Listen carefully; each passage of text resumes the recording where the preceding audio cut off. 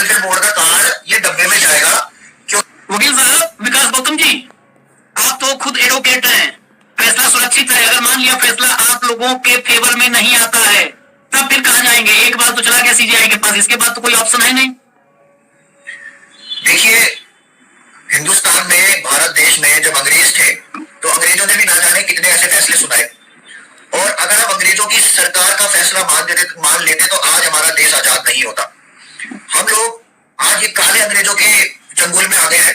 वो तो हमें छोड़ के चले गए, लेकिन उनके बाद इन्होंने सारी चीजें, सारी मशीनरी सरकारी हैक कर ली और ऐसे ऐसे मुद्दे बनाए जिसमें स्टूडेंट सताया जा रहा है, किसान सताया जा रहा है। सब कुछ जब खत्म हो गया